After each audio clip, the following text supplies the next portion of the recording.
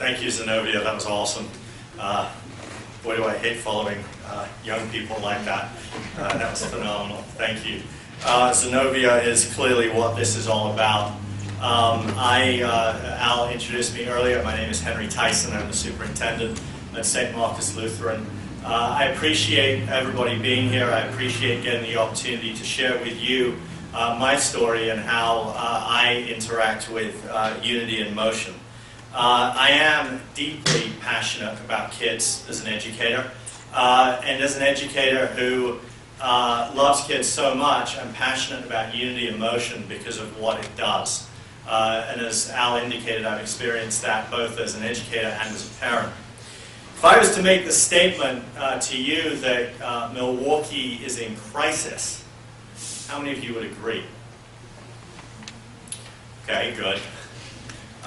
Some of you may not. I don't know why not. I would agree with that statement because of the devastating condition of our city for young people. And the fact that you're here tells me you probably know the statistics that have been coming out this year in 2010 and that are getting worse. And the one by far and away that motivates me daily to do what I do is the reality that only approximately 50% of our African American young men will graduate from high school. And that has all kinds of economic and social implications. What I see is the human implication of that. When you see 8, 9, 10, certainly 11, 12, 13-year-old boys who are crushed. And they're crushed partly because of what's happening in their community and in their home, but also because of what is happening in their schools. If you're not connecting with the crisis, I would just challenge you, because it'll literally be life-changing, to take an hour, not to visit one of the great schools, but to visit one of the terrible schools. You'll be so convicted by what our community is doing to young people. And I always say this when I speak, it's not about public schools or about voucher schools or about charter schools. We have schools in every part of the spectrum that are horrible and no child should be in. And the result of that is that we have this generation of kids who are lost and are desperate. And so that's the context for what we're talking about here in Unity in Motion. And the fact that you're here tells me you understand this and you care about this. And I thank you, because the solution is in this room.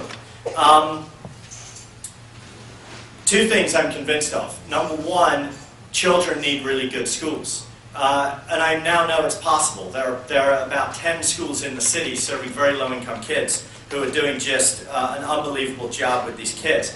But the other thing as an administrator that I'm aware of is that even in a very high-quality school, kids need adults who love them, who give them vision, who give them passion, who give them opportunity.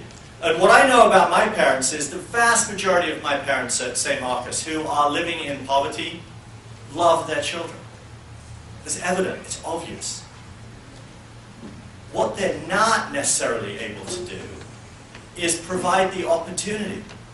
And oftentimes it's simple, either they didn't experience it, so they don't know what it looks like, or they're in a situation where they don't have what they need to offer opportunity to their kids. It's not a question of love. It's a question of having the resources and the ability to provide that opportunity. Unity in Motion is an organization that is effectively filling those needs. And because you're here, I know you're committed in the community, but one of the things that you're wrestling with, that the whole of Milwaukee, is those people that care, is wrestling with, is where do you put your time and energy? That's hard to figure out. And the one thing I want to communicate to you tonight is that Unity in Motion is a place to put your time, your energy, your treasure, if you have it to give. So my journey started a couple years ago when Al and Dawn walked into my office, and in that first meeting, I have lots of organizations come to St. Marcus that want to work with us because it's stable and our kids are able to be effective with partner organizations. And so I turn a lot away because I'm not convinced that it's going to be an effective thing. And I learned 3 things in that first visit. First of all, Al Rubel is a nutcase. All right, that was just evident immediately, completely off the wall. But I say that in a very positive way. Obviously, the guy's a radical. He's an extremist. I'm looking for extremists all the time, especially for staff for my school. People who are so extreme in their thinking that they won't let any child fail, and they'll continue even when it gets impossibly hard. And I've later learned why Al is an extremist. And I'll let him tell you the story because it's not mine to share. But that man has been through unbelievable challenges. And because he's been through those unbelievable challenges and he has succeeded, he has incredible empathy, and he has a profound belief that every child can be successful. And those two things are fundamental ingredients to be successful, working with populations that struggle. The second thing I learned is that this program is relationship-based. Programs all the time. I want to know about relationships. Where are we connecting resourced people with people who struggle? And it's those relationships that bring about transformational results. Thirdly, and this is critical for me, it is long-term. And so the two things that I want you to come away with, when you think about unity and motion, you think about relationships, and you think about the reality that this is long-term. Practically, what does that look like? Let me give you an inkling, and it's been well described by the video and by Al. But as a parent, and I have 3 young men, they're back there somewhere, 2 of them, there they are, just give a wave. Keon and Keo are in the program. Keon is 8th grade, Keo is 6th grade. Omega had a tooth pulled this afternoon, so he's lying at home in bed. He wasn't able to join us. But so I walk into Unity in Motion for the very first time with my kids and with some other St. Marcus students who are signed up. And the first thing I recognize is that the expectations are exactly the same as St. Marcus. Like any program that I'm going to send kids to, I need to know that it is working in conjunction with St. Marcus to the same end, right? And so what are those expectations? You have to be on time. You get marked up if you're not on time. Well, we do that at St. Marcus. You have to be in uniform. If you don't have your uniform on, you know what? The session doesn't count. You don't get credit. You don't move forward. You have to be respectful. If you're not respectful, there are consequences. You need to put in maximum effort. You know what? If you don't do any of those things, there's accountability. Do you know what part of our problem is in Milwaukee in the United States? We just can't handle accountability anymore. It's just too painful, right? There's intense accountability in this program. I love that. Secondly, there's leadership, like at every level. You've got, my boys started out in the white t-shirt. That's the beginning t-shirt. Then they went to yellow, and now they have orange. I'm all excited. I'm more excited than they are when they get the next t-shirt, right? It's so cool. And then everything that is done, you've got the guys who are wearing the brown t-shirts who are leading the younger kids. That Al is transferring the leadership down. So this last weekend I was there, this last Monday I was there, and Keon, don't run out of the room, I need you right now, buddy. And suddenly I hear Keon's voice, and he's doing the chant that one student opens with, and it was in Zenobia's speech. Can you do it for us? What you open with? Use this big room, use your man voice. How does it go? You do it, man. You go. Get to it, brother. We're short on time. Want to always do my best. Want to always do my best. Want to never give up. Want to never give up. Want to never brag or boast. Want to never brag or boast. Want to be honest all the time. Want to be honest at all times. Want to be respectful all the time. Want to be respectful at all times. Outstanding under pressure. Thank you, Keon.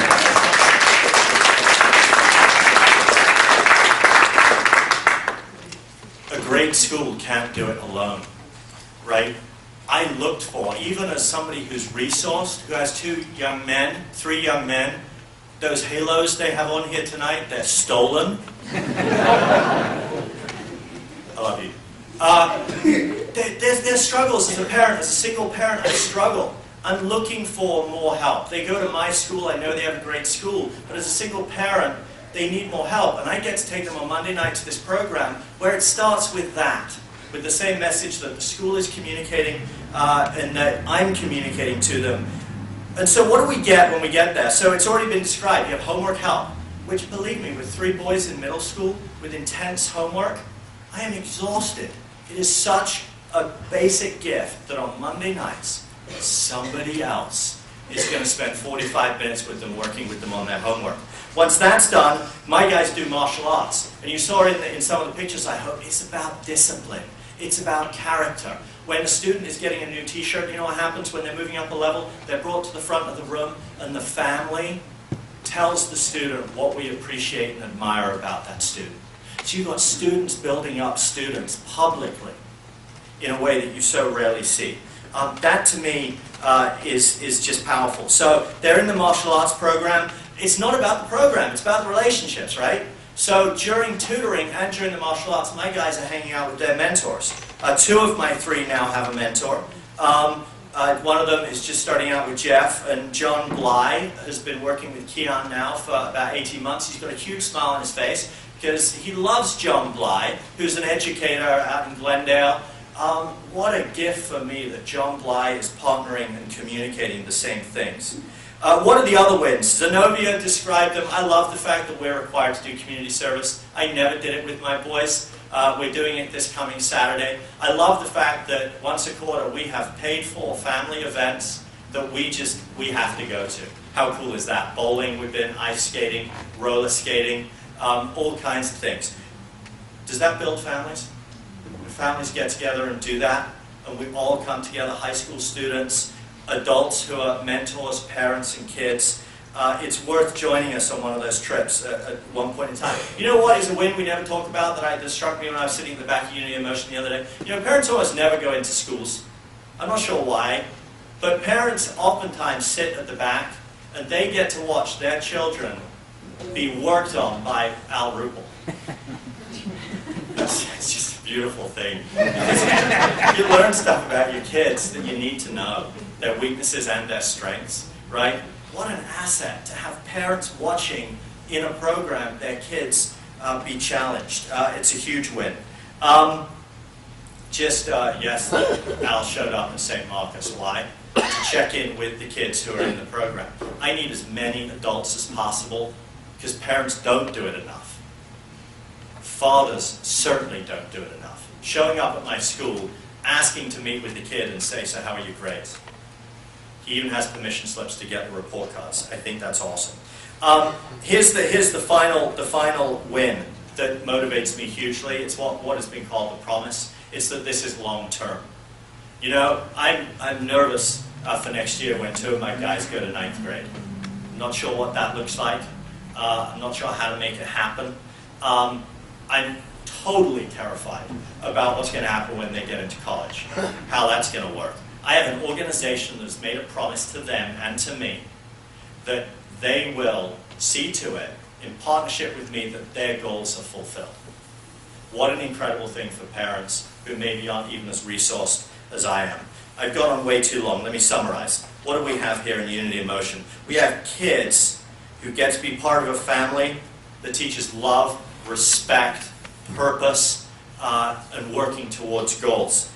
We have kids who get a promise right now. Some of them are like 7. The Unity in Motion will be there when they're 21 in college. We have parents who receive this desperately needed support that schools can't provide. When I talk about St. Marcus, I try and make it sound like the school is the answer. The school is a critical piece of the answer, but you need other community resources. You get tutors and mentors. The kids that come down from CEO Academy, they get to give and realize what it's like to be givers. I can't wait till my guys come back to Unity in Motion. They're working with 9-year-olds and seeing what that feels like. That's going to be great. They deserve it. Finally, what do we have? We have a community that is blessed. Like, we have a community that is blessed. Every child that is successful in Unity in Motion is a child that isn't creating havoc in our community and that we're not paying for to house where we shouldn't be housing anybody, right? So, I got to tell you, I'm a believer in this. I beg you to visit, then you'll be a believer, and I encourage you to get on board in one way or another and support this program. Thank you all very much.